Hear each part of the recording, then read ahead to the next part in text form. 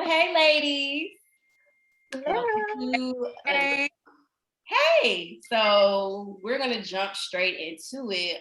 So I Hear You Sis is basically one of our intimate support communities where Black women just come and we focus on the Black woman um, owning her own narrative and focusing on her own self-improvement. So this is just a group of Black women coming together, talking about our own personal experiences. We're also pulling data from academic research, and we have some folks who are experienced in the mental health field. So, put some respect on ma'am's name when she introduces herself. So the purpose or the focus for tonight's conversation is Black women and pretty privilege. So we're going to dive into our own perception of what pretty privilege is, explore a historical connection between the treatment of Black women, and then also thinking about in ways pretty privilege can psychologically impact Black girls and Black women. So before we get into the shits, I'm going to pass it over to my panelists for them to introduce themselves. Let's start off with my namesake, Miss Shanice.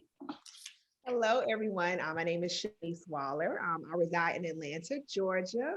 32 years old. I work in the medical field. I'm a licensed pharmacist, proud graduate of the Florida A&M University, class of 2014. And mental health, women empowerment is a passion of mine. I think holistically, I of course know the importance of medicinal care, but mental health is a love of mine and so important as well in our journey in womanhood. So very happy to be here today. Yes, okay.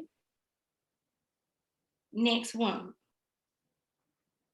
I can go. I'm Imani. I'm Imani Lester, born, raised in DC. I'm a proud Hampton graduate. I've been in the PR communications field for about a decade now. I always love these conversations that Shanice puts on. I think the intersectionalities of beauty and just identity is a conversation we need to have a lot more often. So I'm also very, very happy to be here. Yes, and last but not least. Hi, I'm Felicia Campbell Maxwell, entrepreneur. I have the social work and mental health experience, but I have since transitioned like about 4 or 5 months ago into full-time entrepreneurship.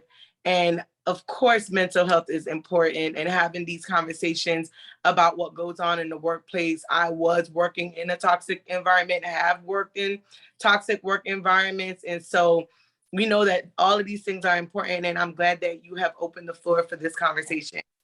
Yeah, and I love how when she said toxic environment, how like, yeah, we've all been there. Yes. So that's going to be the feel of tonight, is like a sister girl, like yes girl moment. It's going to be a lot of that. So let's just jump straight into it. Are y'all familiar with a Black lady sketch show on HBO? Yes. Yeah. So I think they've completed their second season. It's produced by comedian and writer Robin Thede, and of course our girl Issa Rae. I love this show in the way that it captures like the nuances that are so universal to Black women, and they do it in such a like comical way. Right. But this particular sketch I'm gonna show is called Invisible Woman, and I'm not gonna play the full thing, but I want to get y'all like initial thoughts and reactions to it. So I'm gonna go ahead and jump into it. Sure.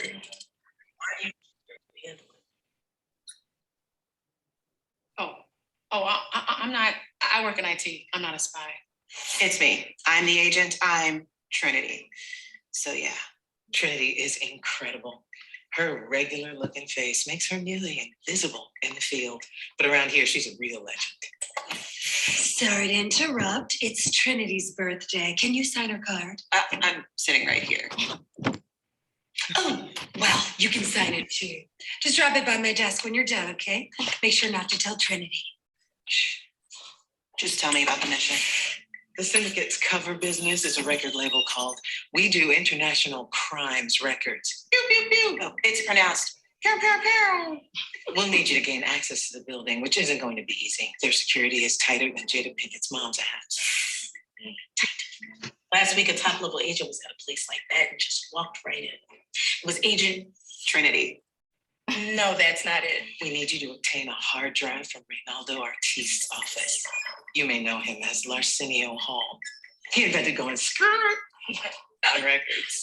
Oh, he also runs the international crime ring. Reynaldo has a private security guard who's so off the grid the CIA has not been able to ascertain anything about him. We've given him a code name, Invisible Man. The only thing we do know, he's deadly.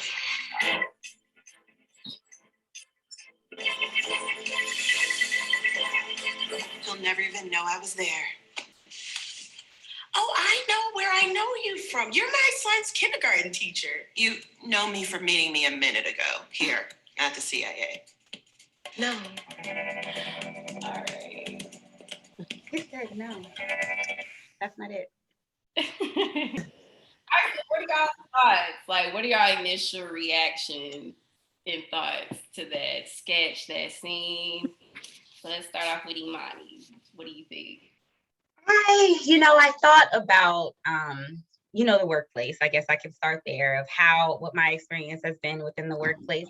And it's changed, it's definitely shifted since I first started. I didn't get in the government until about 2016, but prior to that, I was in a lot of nonprofit organizations. I was always the only Black girl. Always. I wasn't the only woman. I was always the only Black girl. And I realized, especially now that I'm like back in school and stuff, I'm like, I'm really confident within my field. So I know that I always had to be a better performer. Always, like my work would show for itself. So I can say, and one of the questions of just, did you feel kind of overlooked or overseen? I know that my work, and I had to have a personality. Like I had to be super bubbly. You see what color I have on? This has been my color since high school. And it's like, I recognize, and that's why I mentioned the intersectionalities between like your identity and beauty, because I think that, those lines can be a little blurred. But just in my workplace, I would say I kind of scaled the middle, because like in general, no, only in work. No, I never felt overlooked technically. However, I know that there was plenty of situations specifically within my first job that there were plenty of other white women who did not perform, who never produced anything, who would very easily get promotions, very easily be at senior levels, manager, VP status, and promoted very easily with nothing to show for it. So I know that was, even though, I don't think I was getting that recognition for being pretty at all. It was because I was performing. I was producing something and giving them something. So I see, in this case, I know with the clip, I definitely think it was almost like the connotation that she can be mistaken for someone else. She's a common face, common person. Nothing really stuck out about her. In work, I can say that wasn't the case just because, but I had to perform. There was something attached to it, for sure. So what about socially? Have you felt that way, like out with a bunch of your girlfriends? Did you ever feel invisible, or were you the one, you always were like the visible one? No, and I think, the group? Yeah, and that's a great question, because I think it's really shifted. Like, I think it was high school. It was literally in high school. This color right here, I ain't even lying. This color right here was the color I wore almost like every single day. I love pink. Pink is my favorite color, but I was wearing like these I had pink chucks. I had pink purses. I had pink jewelry all in my hair. I was always very like, bubbly. People everywhere I go, it's like, oh, she's so bubbly. She's so, she talks so fast. But these are like things that I apparently attached to my identity that made me memorable. I can't say, and even when I was in high school, I'm short, I'm 5'1", right? I'm very short, and I had on hot pink, and I was always the nice one, quote unquote, right? Like nice in the sense that I appeared to be more approachable because I would smile a lot and be warmer and be bubbly and be like, I'm born in DC, but I wasn't like cursing out, like we go through a lot, but it wasn't me having this attitude. That was my identity at that point.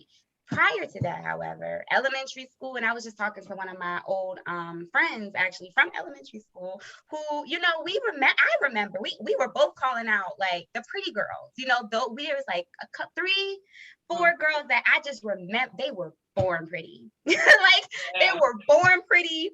I remember their first and last name. I remember just them walking in, and it was just all of this attention. They would get looks, they would get calls, every boy was like obsessed with them. They won pageant, like the Valentine's Day gifts, they would always, so it was like, we knew, and they had a very similar look. We'll get to that later, I'm sure, but they had a very similar look. Back then I was not, if anything, one fact is I would transition a lot. I moved a lot. So I went to every school that I went to outside of middle school, which is only 2 years. I went to 2 high schools. I went to 1 middle school. I went to 3 elementary schools. I went to 3 colleges. Now I'm in grad school. So I'm in 3, I moved a lot. But within those different transitions, I was always the new girl. So there is like this thing that comes with just being the new girl. Once that faded away, it was a completely different dynamic, but I always had to have that extra thing. Like I knew I had to work, I knew I had to build some type of foundation for myself. I didn't expect to ever be taken care of. I never expected to just walk by and a man is just like, I knew the girls that was, and they did not look like me. They didn't have 4C hair. They definitely weren't brown skin and dark skin. Then most of them had terrible personalities. They were really mean. Like really mean or bitchy, excuse my language, but I think I mitigate like by me being this, that was me for a while. Like ask on my best friend, I was very pink. I was very pink, and I had a very bubbly, if you will, and I'm a natural extrovert. Like my natural self is an extrovert. No one would know that. If you ask anyone in my job, they're like, Imani? My mother didn't even know that. And I told my mother, I really don't. Like I'm really an extrovert. She's like, what? I've attached it to my identity because I am comfortable within my work. So that's kind of where I am able to shine. I feel confident in that space. Outside of that, I would never expect to walk. I don't have a body. I don't have like a big ass. I ain't got, this long, beautiful, luxurious hair. I'm natural girl. So I knew that, and it was almost my personality that I knew would have to be the leading factor. That makes sense. I'm gonna be off my soapbox now. But. Man, I see y'all nodding though. I hope. Yes, like, let me tell you, I'm so glad like we're having this conversation because I saw like so much of my experience as a Black girl, as a young Black woman, like parallel to your experience, and I can see Shanice and Philly. They were like, bro. Yeah. So like Shanice, you were definitely nodded a lot. So I want to know, like, have you ever felt invisible, whether it was in the workplace or a social gathering?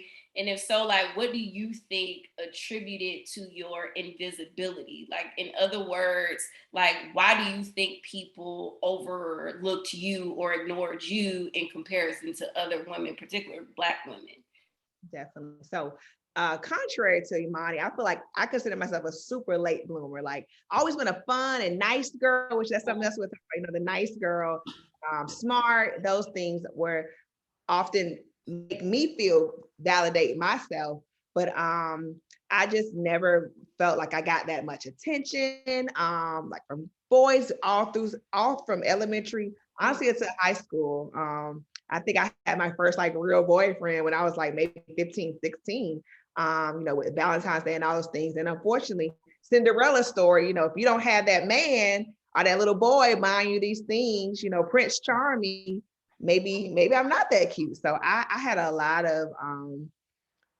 of insecurities, I think physically. I'm not the most curvy girl either as a Black woman, if you ain't got boobs and booty, like you kind of, I sometimes unfortunately identify that with our femininity, and sometimes cannot make you feel to be the prettiest girl. In the workplace, I wouldn't say pretty privileged. I would just say after leaving FAMU, I returned back to my hometown of Augusta, Georgia, and I floated between, I worked mainly in North Augusta, which in South Carolina, like it's weird, Augusta's on the border, but that was definitely not many Black faces.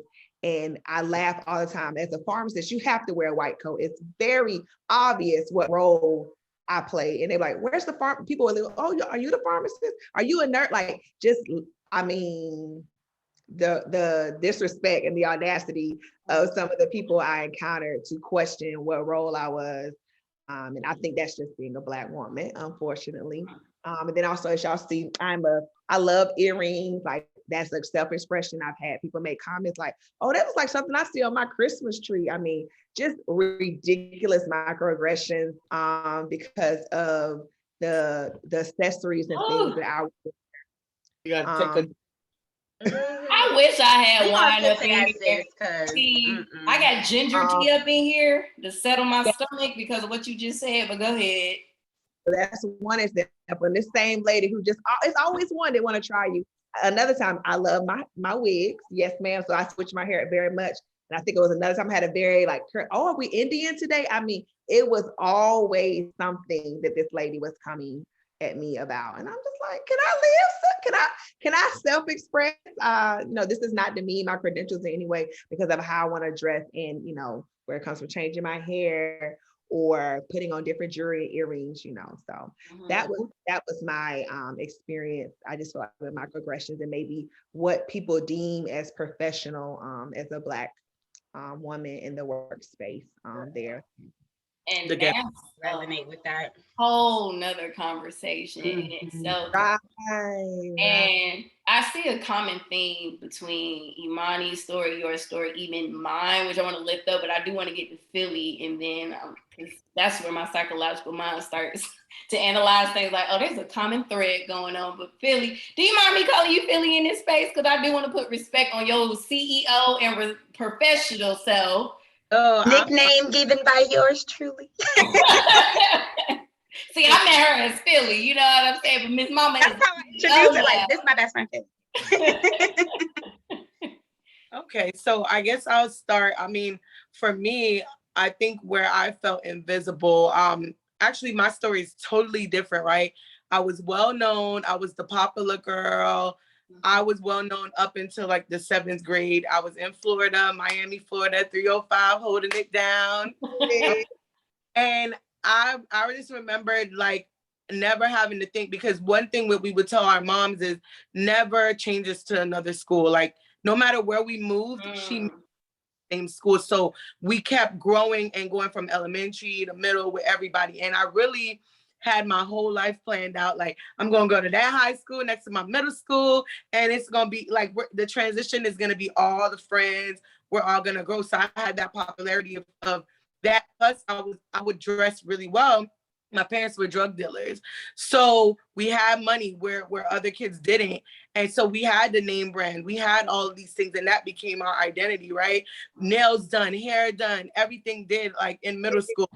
Everything did. Come on now. We gotta play that song now. Oh, I'm fancy, huh? So yes. You see her blink. Yeah. Okay. She made me go put on the cardigan. Right. My face notoriously known to be overdressed. And we are not trying. We just all have a good fashion sense, honestly. And so when we moved to Maryland, our life was uprooted and we had to move to Maryland. I now became the new girl. And all those people, I couldn't help but feel so sad, because here I was making sure, Mom, don't send us to another school. Let's go with everybody, so that we didn't have to start over. And here I am with a brand new life starting over. I'm now at the bottom of the totem pole. Like no one knows me. I'm the new girl. I'm the Black new girl. This was in Mo County. I was going to school in Benjamin Banneker Middle. So it was like a whole bunch of white people. And I mean, there was some Black kids, but they acted white, as people would say. They were Oreos, or whatever people always say. So to me, it's just kind of like I can't relate, because here I am, down south girl with the accent, and they're like, why do you talk like that? I'm finna go to the store. Why are you saying finna? Like I was being questioned a lot when I went my whole life never being questioned. And so for me, it was a really sad process and transition, because I felt like we were stripped of everything, all the clothes, the name brand clothes, the Jordans, all the stuff that had become our identity. My aunt literally made us throw everything away and literally brought us to Walmart to buy like a whole new wardrobe. And in middle school, if you don't have the latest Jordans on, ooh, that's the worst time. are a loser with a capital. Loser. I'm just We joking. L7. Yes. So, I was a Black girl. I was a fat Black girl, and it was almost like I felt like stripped of everything, like nothing. And I was called the ugly Black girl because I was so dark that it was like, oh, you're Blacker than the Black people that we see at school, so you're burnt. You're charcoal. You're burnt. Like that was something that that I had to like keep hearing, and so it did take a hit on my self-esteem. And always just grew up feeling like the ugly Black duckling, really, and the Black sheep of my family. So it was just like all of those things. It wasn't until like going into graduating, like going to college and seeing other people that look like me and feeling like, damn, like I'm not the Blackest person anymore. Like I felt good about that, and that's sad, but I really did. It was like a relief. Like I felt like I could be myself now because there's other people, and there's so many varieties and flavors of women in college, and I'm not the ugliest one anymore. So like it boosted, it went up, and then I just had to start going through the journey of self-love and really loving myself. And now even in the workplace, I don't think I'm like the most beautiful person in the room, but when I show up, I'm confident, and I'm finally at a place where I love myself and it shined through. So no matter if I didn't feel like that, I'm doing my new hair, I have my new shades, I'm walking in and they're like, who is that girl? Like no one has to ask who I am, because now when I show up, I don't even have to say a word, but my presence speaks volumes. And so it has been a journey, but here I am, starting at the bottom, now I'm here. He was never at the bottom, sis. Yes. Right. And I couldn't help it when you said who's that girl. I know if y'all saw it, I couldn't help but bust into like a little Harlem Shake. I just heard eat my head. Yes. You brought up like an interesting point. Like this idea of like sometimes like there's a positive and negative side of visibility, right? You be like, no, I was always visible, but at one point I was visible for, my drove, as we say back in South Florida. Trove. Like I was visible because I had, the trendy clothes. I was always well put together. My skin was popping. I was amongst Black and brown folk, and I was popular. And then when I came here, I was visible because I was this exotic. I was this Black unicorn, right? I was a darker hue in comparison to folks. And people don't talk about that, like the negative side of, being visible for the wrong reasons. But I'm glad, like, you had that journey of self-love and I wouldn't even say like self-discovery, because that was there. You just came back to yourself, and it was even better because I noticed like you did attribute a lot of your identity with your clothes, like the material things, but now you're getting to this place where you're embracing like your beautiful skin and your confidence. And I follow you on Instagram, and I be like, damn, shit. I mean, I feel the energy. I be like, damn, I need to get my shit together. But no, like I heard like a lot of commonalities between like Imani and Shanice, like even with my story. So it was saying like in school, in the workplace, I've always shined. Like I was always on honor roll. I was always like student of the month, junior honor society, and I was president of this club. I was graduating at the top percent. Like I was the good girl. And so I was known for those things, but looking back, I do feel like, I am smart and I am ambitious and I'm a hustler, so that's just by nature. But I do think to a certain degree, I overcompensated because I felt like I had to make up for what I lacked in my looks. Like, I'm not gonna lie, like I'm 29, I will be 30 next July. And yes, dirty 30, I can't wait because ghetto ass 20s. 20s are so much better. 20s are the ghetto. Have fun, but they're the ghetto. I would be lying if I said I don't still have moments where I feel like that teenage girl who was overlooked by guys. Like, I didn't get asked to homecoming dances. I didn't have a prom date. I didn't have my real first boyfriend until I was 22, to keep it a buck. And I just feel like, I'm like, dang, why they not checking for me? And I would look at the girls who were, the guys was lining up at their locker and bringing Valentine's Day gifts and all Roses. everything, girl. And I'm like, well, what? It's because, yeah, she had flyer clothes than me. She was definitely skinnier than me. And yeah, I just knew I didn't like fit the bill. And it did, like, I was envious. I'm not gonna lie, and I was jealous because I'm like, dang, I do got good qualities. Like, but I'm smart. I got a better personality. Like, I'm ambitious. Like, I'm in the 9th grade and I'm already got like my 10-year plan planned out. Yeah, right. I got a brain.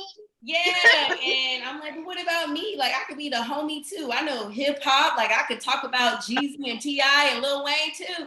And I'm like, well, why can't I get any play? Like, why am I always like the girl when it's time for you to copy her homework? Or to be like, you know, like to be your homie, I'm that girl, but anything else I'm not. And I remember last year I brought this up in therapy, and I was like, you know, telling her, you know, I still carry a lot of these insecurities. Like, even now, like I have a lot of angst around even dating now. Like, this idea of like putting myself out there. Like I said, that teenage girl is still there. And so I was telling her, I was like, yeah, like guys weren't checking for me. And she said something to me that struck me. She was like, so what were you doing that wasn't making you attractive to other folks? And I was like, excuse me? Right. I was like, no, this is supposed to be about blaming everybody else. And she was like, no, like, she said, part of it is you. Like, think about like how you were carrying yourself, your body language. Like, you was probably carrying yourself like, I don't want to be seen. I don't want to be chosen or looked at. I'm not desirable enough. And I said, you know, I was like, it's funny you bring that up, because I was like, a couple of years ago, this guy who I went to high school with, who I was drooling all over from a distance, like had a biggest crush on him. And then years later, you know, we both at the club and he pushing up on me and I'm like, what? Me? Like, my mind had the tables a turn. And he was just like, I mean, I always thought you were fine. I was waiting for you to see it. And I remember like thinking like, what? Wow. You thought I was fine? Like, damn, can we rewind like a decade or something? Right. I want to go back to that. I'm gonna put a pin in that. I'm gonna come back to that. Yeah, so, and it's not to take away, because we are about to get into pretty privilege in a moment, because that is a real thing, like how there's like this societal standard of beauty, and if certain women don't fit that standard, they are overlooked or they're not considered desirable. So I don't want to be dismissive towards that, but she did help put in perspective, like there is something that I control. And I think, Philly, you touched on this. You were like, look, you may not think I'm the prettiest one in the room, but I'm going to have the confidence as if I am. Like, I'm not going to let that, you know, bring me down and feel like I don't deserve to take up space in this room. I don't deserve to feel beautiful. Like, you carry that in your energy. Like, I feel it now through this screen, which made me kind of like prop myself up a little. Wait a minute. First, you made me put on a cardigan. Now I had to like sit up. I'm like, my body language is not right now. Yeah. Your worthiness, we don't realize how that how you view yourself, people see. And off of that, another little story. I remember, I think one of my proms, a guy I had the biggest crush on. He went to a different high school, so of course I had to ask him. Y'all, I waited till like a week before the prom, and he's like, "Dang, I can't go now, but I would have." And it's just like, just being scared to ask. I mean, you got to get the tux and all that stuff, but like, really, like, it's okay to put yourself out there, like, and that even delayed me. Like, rejection is a part of dating too, and the more you like can just see that we all got to take our L's, take our shit, and like I say, being a late bloomer, I think sometimes I'm happy where I am now, but it's things I could have experienced earlier in my life had I just put myself out there more. So yeah, that's real. So I do want to move on. Like, dang, I didn't realize we were like coming up on time already. I'm like, geez. I still want to put a pin in that comment though, because I think you like that was a good, as far as transitions go and how as in the workplace is just different in dating, because I feel like I'm experiencing that now, but that make like I'm taking that advice on it's the energy that you're really putting out, because I feel like that's my experience now. It's like they ain't checking for the girl, like they're not checking for the girl. I feel like it's a lot, you know, and I'm smart. I got a lot going on for myself, you know, I take care of myself.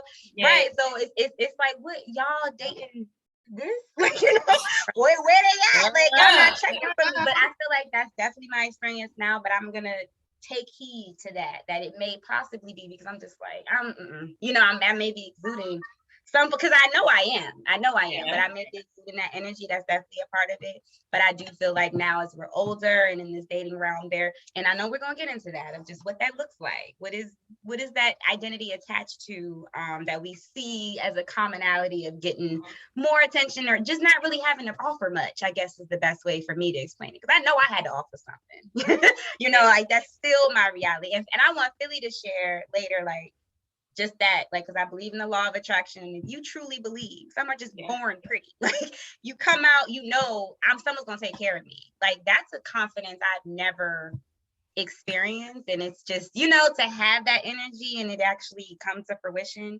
I think us in our 30s, I can't wait till you 30, girl. It's a brand new Yeah, that's a good segue because I do want to touch on that. Like, do you think people are born knowing that, or is that nature or nurture? So like let's get into it. So like how would y'all define pretty privilege? Like what does that mean to y'all? I guess I could start. I think when I think of the word pretty privilege, I think about someone that knows that when they walk in the room, they get the attention of whoever it may be, maybe a woman or a man or anybody. Like when they walk in the room, everybody's like, damn, that's her. So to me, it's just like when I envision that person, it's a lighter skinned person, right? It's somebody with like maybe a longer hair, not so much coarse. You know, they have this vivacious thing. Some of them is just kind of like yes. They work out, they drink their green smoothies, they have all the green they're able-bodied, right. Bottle of water that has all the ounces. I drink this amount of water a day. Like they got it going on. Their skin popping, like everything. Right. You see what I'm drinking, right? Okay. I see this workout person doing workout fitness. Like that's what I envision when I think about like a pretty girl. I think about AKAs. I don't know why. Maybe because girl, you ain't about to get us drugged. I was about to say, wait a minute, because the colorism conversation is a whole other beast. Listen. Right. So then when I think about pretty, I'm just stuck right here for a minute, but continue. They can get their way because of their looks. Like they get away with murder because they look good, and people are talk to them even if they're the dumbest person in the room, even if they don't have all the skills to pay the bills. They're always gonna get the upper hand because they know within themselves, I look good, and people tell them, and people are flocking to them, and so they use that to manipulate the situation. That's just what I have to say. Yeah, she said what she said. Not hit on everything right there. I mean, and I was joking with you, Philly. I'm just, I was really talking about this controversy that Amanda Seals dealt with earlier this week. Yeah. I'm like, I don't need Alpha Kappa Alpha Sorority Incorporated coming for Blackbyrd Initiative. Look, no. Ain't got nothing to do with it. We don't want the smoke. We don't want the smoke. Plus, we got a Delta in the room. So look, I believe that to y'all. Ain't nobody got time. No, you know, not too long ago when I started developing the framework for this conversation, I was journaling and I thought back to when I was in elementary school and my mom worked there, and one of her friends' daughter went to the school as well. So she would take the little girl home after school. And I'll never forget one day. So the girl, she looked like Raven Simone, y'all. She was light skinned, hazel eyes, and her mama dressed her to the nines too. And I'll never forget, we were walking to the car, and one of the teachers, she stopped in her tracks and she looked at her. She was like, oh my God, she is so beautiful. And I remember standing there like, well, damn. Yeah, like, what about me? Like, what about me? And so like, I'm like 8 or 9 at the time, and I would never forget, she must have read it in my face. And she looked at me and she's like, oh yeah, she's pretty too. But she is just so gorgeous. And I could tell she said it in a way like, no. How old were you? I'm sorry. I was like 8 or 9. And the little girl was like 5. She was in kindergarten. And I remember like in that moment, I internalized like, okay, so this is considered pretty. These type of girls are gonna get that type of reaction and this type of attention. But girls like me, we don't get that. We're gonna be an afterthought.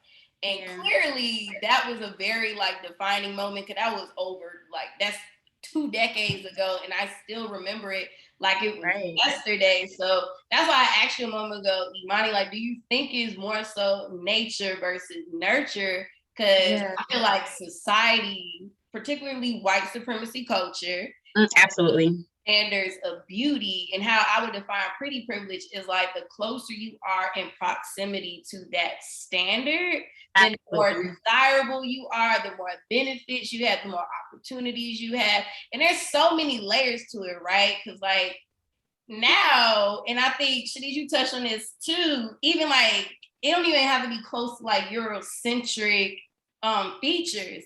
Now, even in the Black community, it's like, well, do you got big titties, small waist, and a bubble butt, and the thighs don't have to match? Like, I'm starting to that is newer as far as the extremeness of the body, yada yada. I mean, it's gotten real crazy. Yeah, and I can attest to that, because as far as the digital world, how the digital world has just progressed over the last few years, things being a little bit more visible, especially in COVID, was just an extra asterisk almost to that, where people are just way more focused on a facade and kind of spending more time on the digital realm. That image has definitely, been projected, and I agree. I think societal advantages is exactly what's attached to it. Like, pretty essentially is subjective, yes, or, in different communities. However, it is absolutely attached to that white supremacy culture of because when you think of just generally, like outside of just particular communities, what people would consider pretty, it does look like a certain type of person. It's lighter, mixed even, or, we all can envision what that person essentially looks like. And I want to ask this question. I ain't taking it up. I'm just asking this question because when you said that, like when people would, oh, she's so pretty, I always got comments on my smile. It wasn't ever like, oh my God, like you are just so, unless it was a man that I was talking to potentially, and we all know what that may be attached to. But I'm curious if those experiences, especially at 10, you said you were at like 8 or 9. That's crazy. That's crazy. And I can, now that you said that, I can recall experiences like that.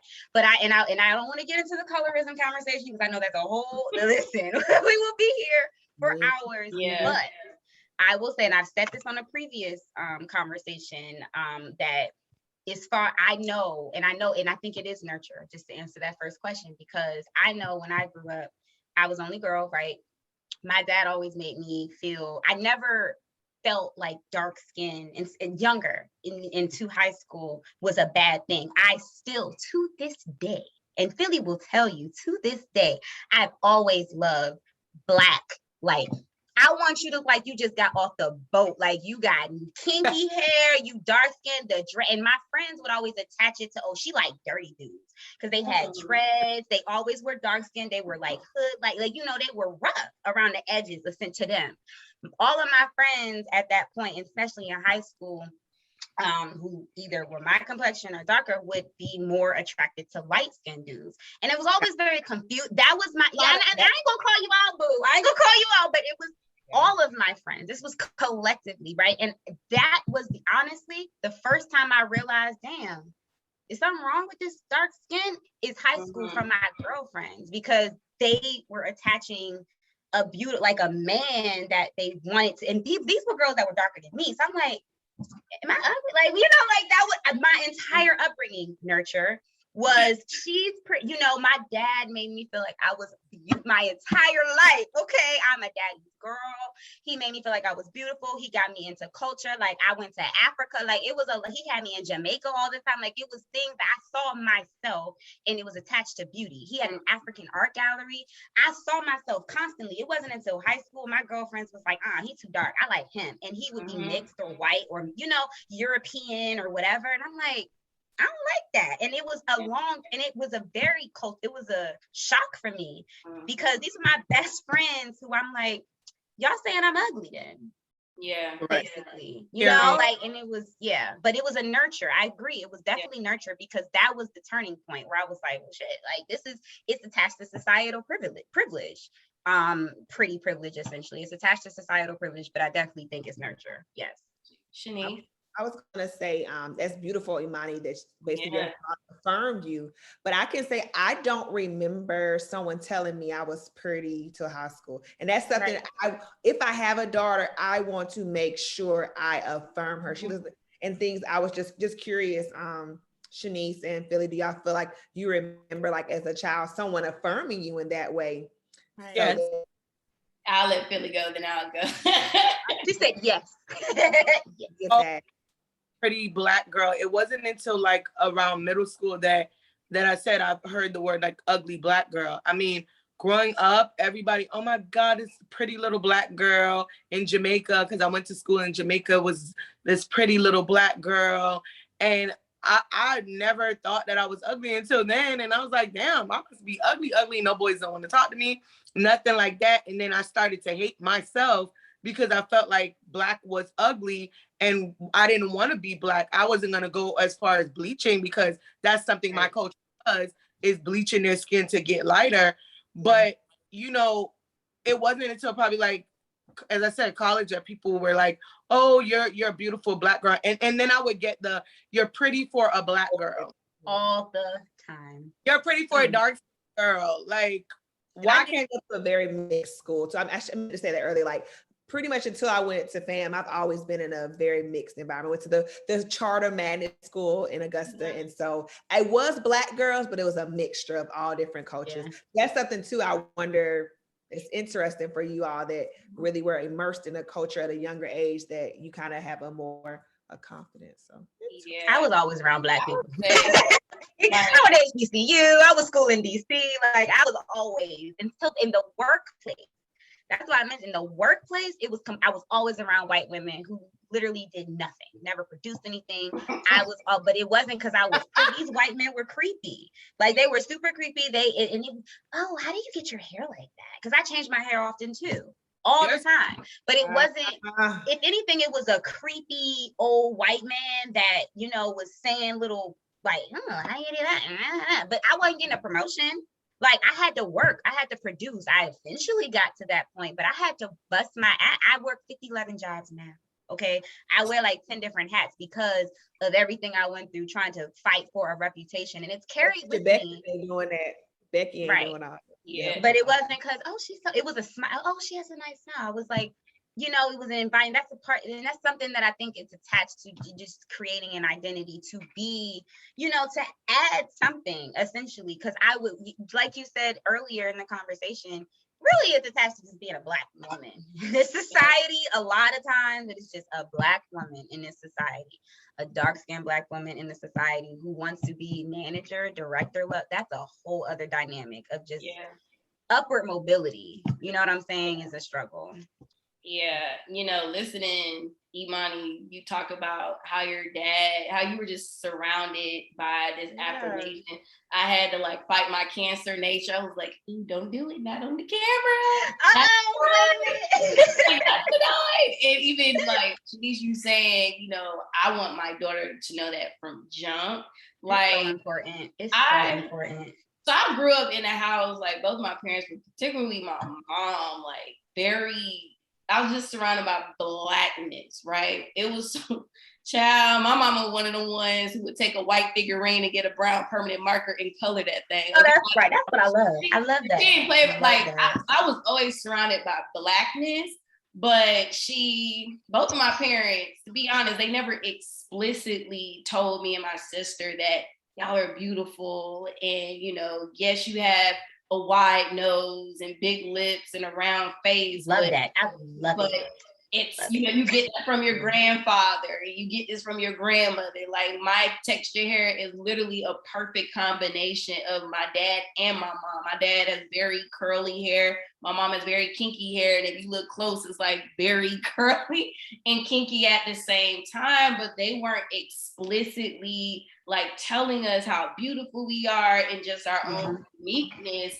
And I remember, like, last year, you know, I invited my mom into therapy and I told her, I recall this story when I was 8 years old. And I remember it like the shit that's still sitting in my psyche. I remember like looking in the mirror and I was just staring at my face, 8 years old. And I just started bawling, crying because I'm like, I am so ugly. And my mom walked in the room and she was like, you know, what you crying for? And I told her, and her response was not soft at all. She yelled at me and was basically, you know, telling me I was ungrateful and I ain't need to be crying. Like, I was crying over nothing, something that didn't really matter. And at the time, ironically, she was watching Maury, and this is when Maury was actually serious. And it was like an episode where they had kids with terminal illness on there. And she's like, you got these kids dying and you over here crying over something like this. And so I just remember that moment of vulnerability, feeling shame and just like, oh, I'm not supposed to like feel this way. One, like my beauty isn't important or anything like that. And even just like, I still struggle with vulnerability, right? Like, I'm in a comfortable place where I'll tell people, but I still have this moment like, is my mom gonna come out of somewhere and jump on my ass for crying? But and I brought that up in therapy, and I told her like how that moment impacted me. Like, I needed you to just like, you know, tell me that I was beautiful. Validate. Validation is so important. And it is. I know people be like, you can do it yourself. But and her response was in therapy, she was like, oh, well, you know, I don't remember. But she said, if I did, it's because like, you know, I ain't play that. Like, I know, like, Black is pride. And so, yeah, she was like, if anything, like, that's what my response was. Like, because, you know, my parents born in 61, they didn't go to an integrated school till it was like 9 or 10. So they about that life when it comes to like Blackness and Black pride. So in her mind, it's like, no, we don't cry over stuff like this. But I'm like, but I don't need you to deliver in that way. I need you to be soft. I need you to validate me. I need you to affirm me. So I do think that it's beautiful, Imani, that you had that experience. You got that from jump. Shanice, I think that is beautiful that you're already thinking, like, you're being proactive, like, no, I want my daughter, I want my sons to like know this from jump. Like, you are beautiful. Like, this is what these features mean. Like, let me show you. Nose. Listen, okay. Like African queens and kings and tribal folk, like, and indigenous people. Like, this is where your red tones come from. It's from this.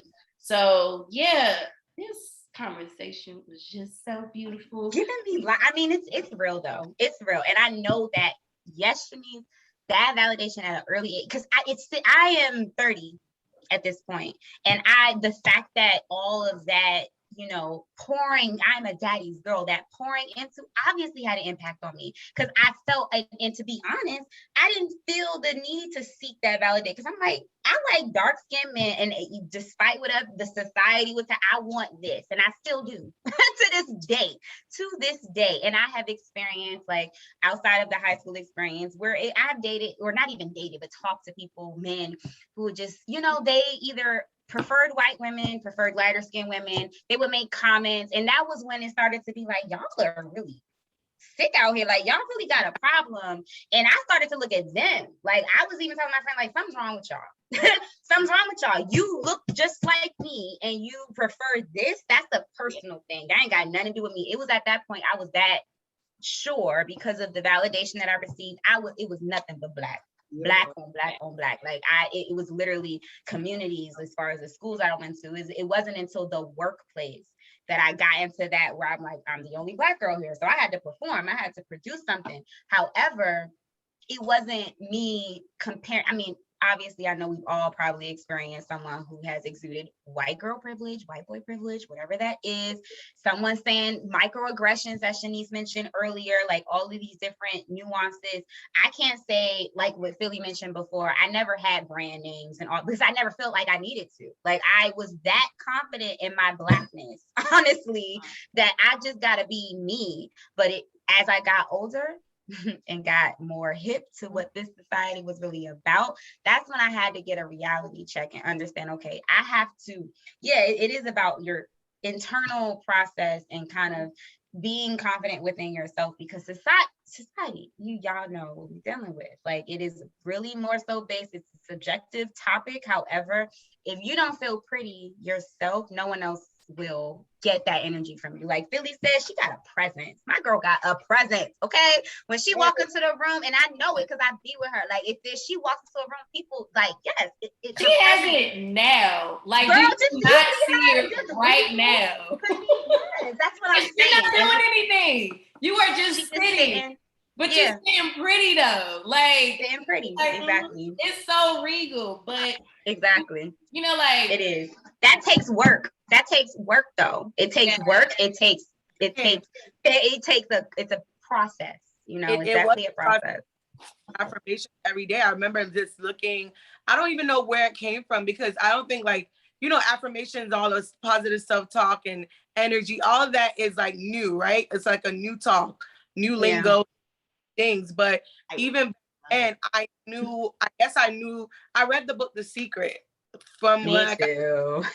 The law of attraction. And I started to say, okay, well, you know, I want to attract certain things and I want to, you know, feel certain energies, and I have to make sure that if I want people to believe I'm beautiful, I have to believe it first. And so I would literally write down affirmations of I'm beautiful, I'm this, I am loved, I am this, I'm that. And I wanted to, all the things that I wanted to embody, I wrote it down and I would say it every day. I even had an alarm on my phone that would pop up with all the affirmations every day.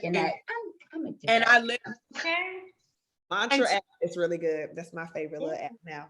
I literally until I believed it.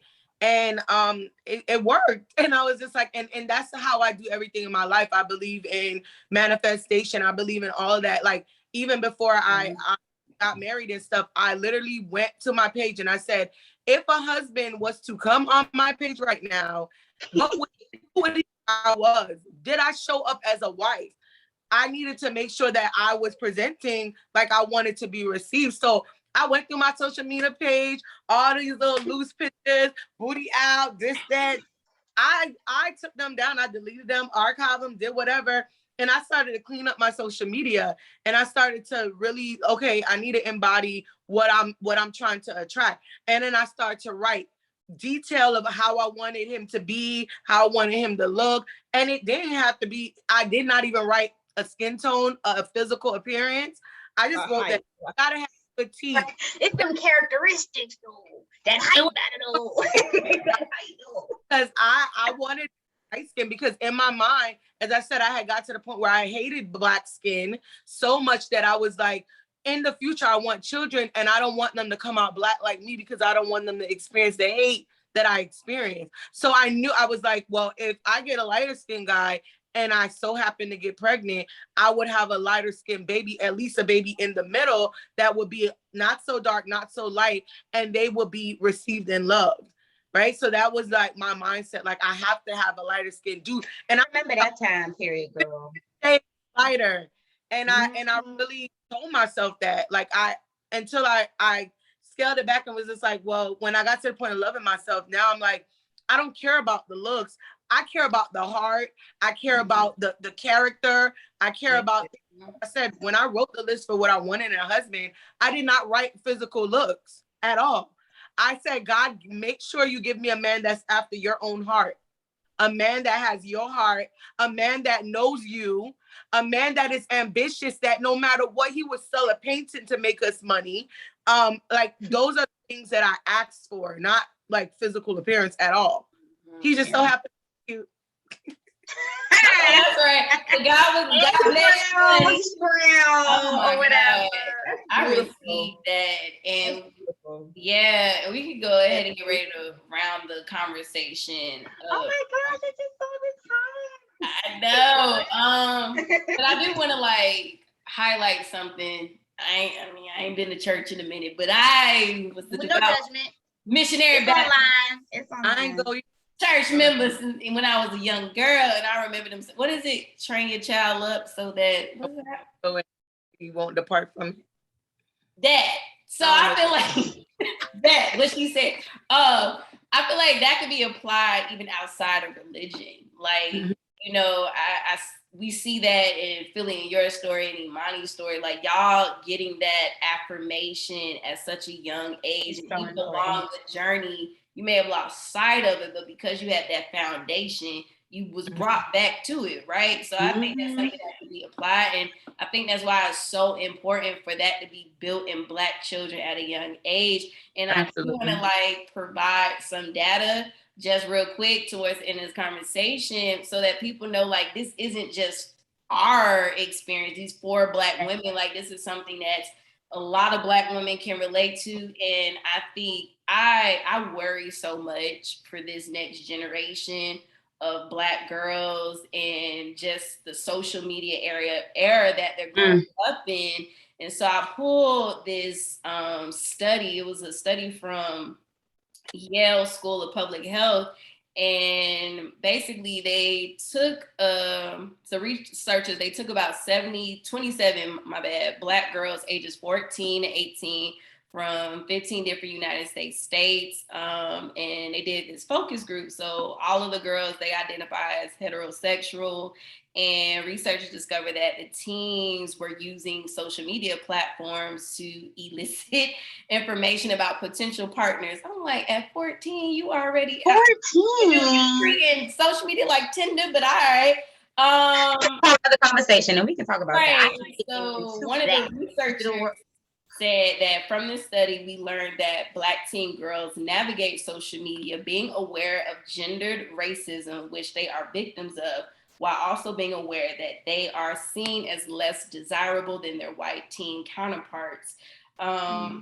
This is disheartening that young Black teen girls experience this type of discrimination at an early age and can undoubtedly impact their self-esteem, their views of Black girlhood, and it goes on. So like I said, I'm concerned for this generation. Like, of course, this isn't something that's new. Clearly, we talked about experiencing something very similar in our younger teenage years, but I think like it's exasperated because of social media, and like now it's in your face. See, back in the day, I mean, MySpace was becoming a thing when we were in high school, but still we didn't have, like, you had to, I don't know about y'all, but I couldn't pull that shit up on my phone. Like, I had to go home, had that slow ass dial up, and like I didn't on the Dale, the color Dale, y'all had that color match.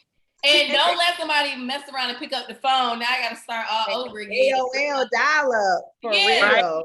So the point is like we didn't have as much access to things as your follow count and your likes and all these things that.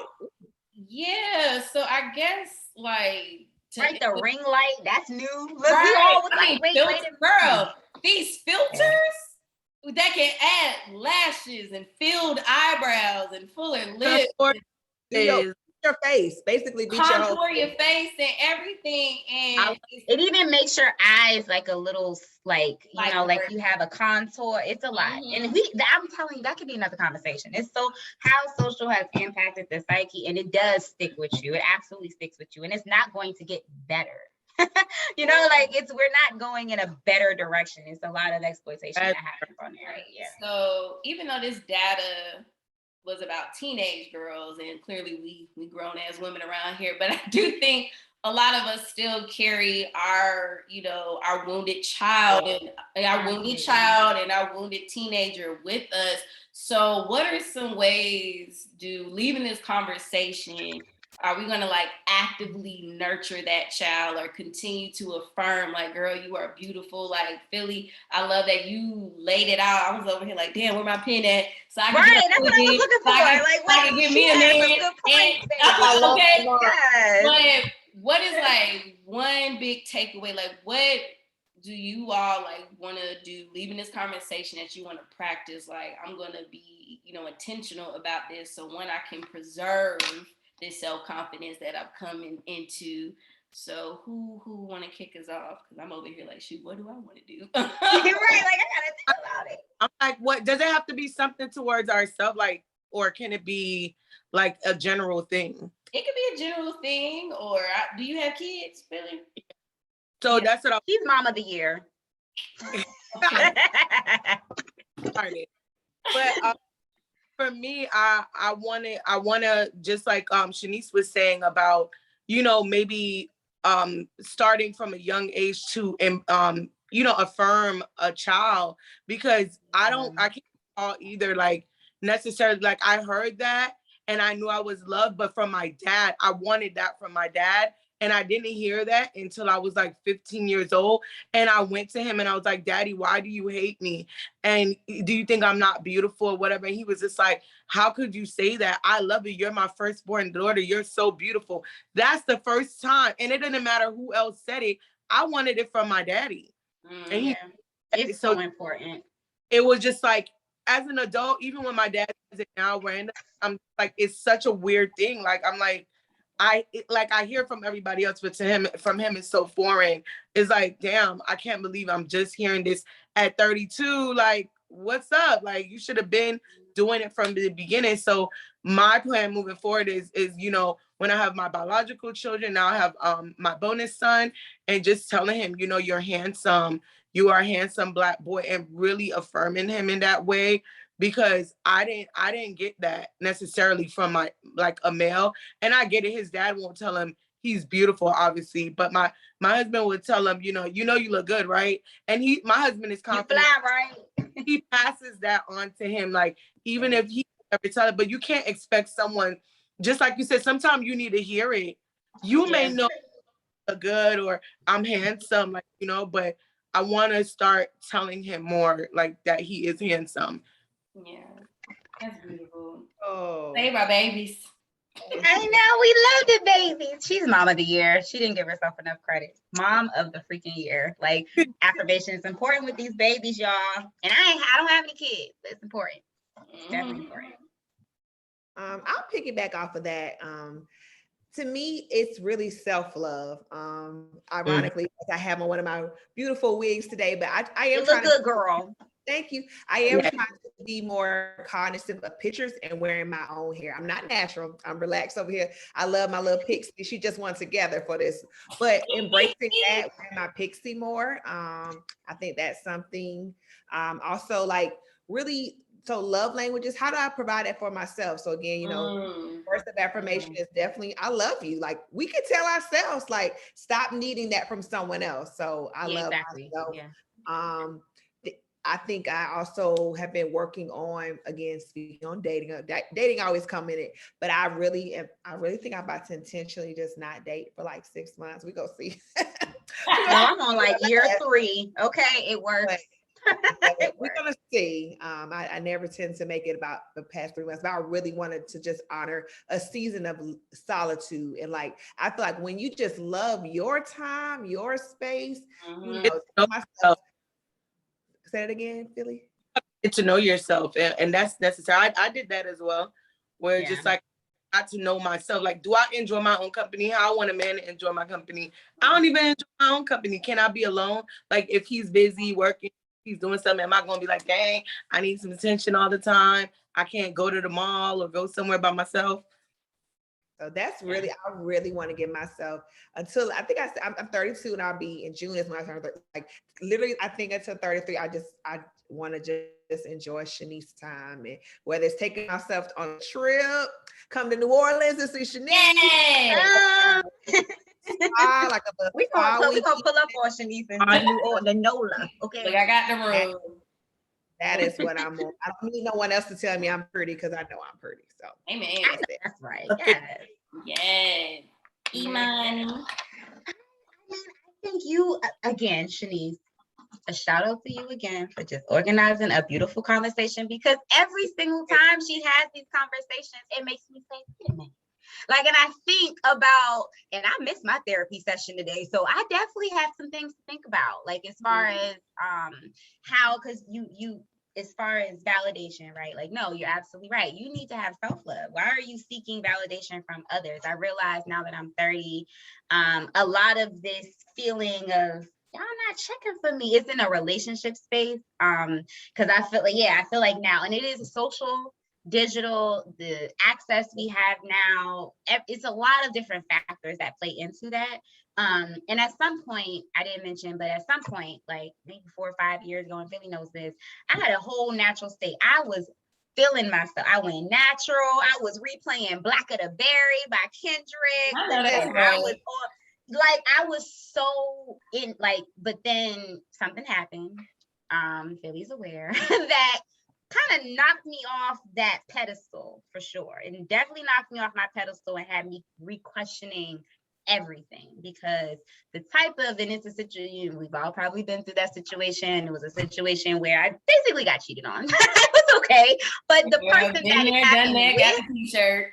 Yeah, so it's like, as far as that part of my life, the identity, it was a knock off of that identity. So I think reaccept, because I have never not loved dark, Black, thick nose, thick hair, dreads, give me all of that. It's never changed. So I know at some point, like you mentioned, Shanice, there's like a way, at some point we may have been kind of knocked off a little bit. I never changed in that aspect, but understanding, I'm going to take that advice that your therapist said about what energy are you putting out? I have been on this, Shanice, too, side of, like, I've been on a hiatus for like since that event, 2 to 3 years. I have been single proactively, intentionally.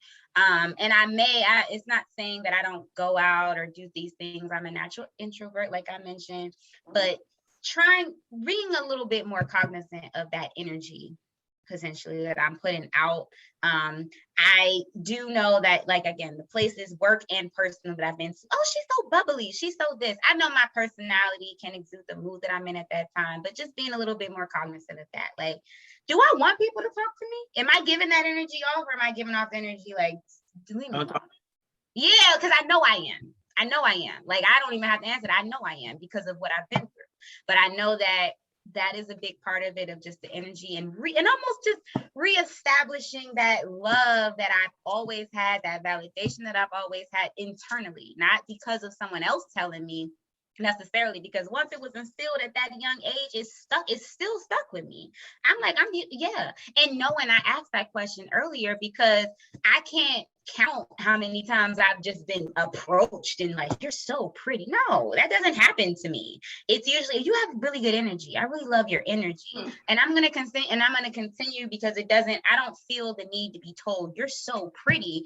It is literally, you're smart, you're ambitious, you're reliable. Like, I'm looking at the character. So I'm going to continue to move in that right, where I'm improving myself, essentially my character, reestablishing that, that Black of the Berry energy that I've always had, essentially, because it's never left me, but just reestablishing that. And I don't have a man. However, it's important. It's a perception that I'll always take with me, that it is important to instill that in your children, in the youth. I have interns that are under me right now in my job. I'm telling them, oh, it's a little Black girl. Okay, at HBCU, I talk to her often. Like, girl, you are doing a damn thing. You got this. Don't listen to these people. All of that, just exuding the character.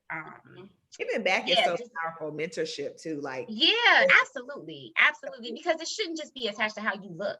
It shouldn't be, because it's subjective. You should, I mean, I know a lot of pretty people that are terrible. They're bitches. Like, they are terrible people. Kanye said it the best, like, the prettiest people do the ugliest things. And exactly, and I don't want that. Low self-esteem, like, exactly. Yeah, and hurt people. Hurt people. So you got to be a whole person to exude wholeness, if that makes Yeah. sense. So yeah, I'm definitely going to continue on that journey. I know for me, I'm gonna try not to get emotional, but it's okay if I do. Safe space, safe space. Like, Safe space, always. So, Come on, baby. Come on. it took me 28 years to like finally get to a place where I can look in a mirror and be like, damn, you're beautiful. Like, You are, baby. You I are. genuinely tell myself, like, damn, I'm fine. Like every day. Like there's multiple times where I catch my reflection. And I'm like, Shanice, you are so beautiful. And it feels so good to be in this space. And I guess like for me, those moments where that wounded child does appear is give her space to grieve, give her space to feel her feels, and just know like it's valid because she didn't have that 20 years ago. So now I'm her mother and I'm like, baby, it's okay. You're beautiful. You know, I'm gonna let you cry. But I do want to work through this in therapy because even though like I have more self-confidence than I've ever had before.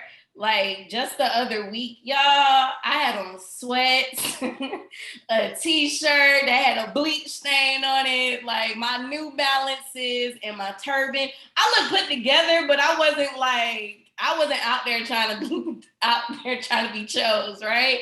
And I was walking down the street downtown on St. Charles, and this guy, he was like, man, your whole aura, your skin tone, just about you is just like so beautiful. I was like, thank you. And this other guy that was like, right, he was like, damn, you get all the compliments, huh? I was like, I know. And so I would say like for me, even though I've done a lot of work internally, I have to get comfortable with leaning into it externally, right? So if somebody tells me I'm beautiful, like lean into it, like, oh yeah, well, thank you. I appreciate that. That's another thing. Accepting it. Yeah. Accepting it. That is so key. Like to some people, they would probably hear this like, girl, don't you do photo shoots? What you be? I'm like, listen, a whole nother persona takes over when I'm doing them photo shoots. Like I be looking like, damn, that's Because you look good, girl. Check her Instagram, y'all. Okay. You shut it down, Shanice, for your birthday. Okay, body let us stop. I swear I was not trying to plug myself. I'm just You need to though. Don't I but that was you need to give yourself credit. And I'm saying you made a very important point. You made a very important point. Validate yourself, making sure that you believe it yourself and others, like not expecting it necessarily, but when it happened, because I did that all the time. Oh, you're so cute. Oh, thank you. Yeah, or like I've seen this with Black women. We would, not a lot, but there's this knee-jerk reaction when someone pays a compliment, we'll cut ourselves down. Like, yes. Like I'll never get, not too long ago, I was in Dollar Tree and this girl, her hair is natural. It was so beautiful. I said, girl, your hair look good. It's looking all moisturized and stuff. And she was like, like I haven't washed it in a week. It looks horrible. I said, no, like it's beautiful. Like, girl, my hair goes. And then she came back with another, like cutting herself down. And then the third time, I'm like, no, it looks really good. And when she came, I said, stop. Right. Girl, you don't take this compliment. She was like, you right. So it's that's like, us though. That's Black women, man. A lot of us have where we're not comfortable with like leaning into it. So I know that's something I need to work on. It's just not internally, but when it happens externally, like when I open myself up like Philly did and my husband comes along, I don't want to be like, why you checking for me? You checking for me, right? Yeah, I would be like, about time you arrived, Negro. Shoot, I'm waiting on your ass. You ain't noticed, right? Like you ain't noticed. Well, thank y'all so much for participating, making this conversation so beautiful. Thank you for sharing yourself, surrendering into this moment. Like this, when I tell you nothing hits like a Black woman, like we don't even all know each other, y'all. But you couldn't tell with all this positive energy. So I'm gonna end this here.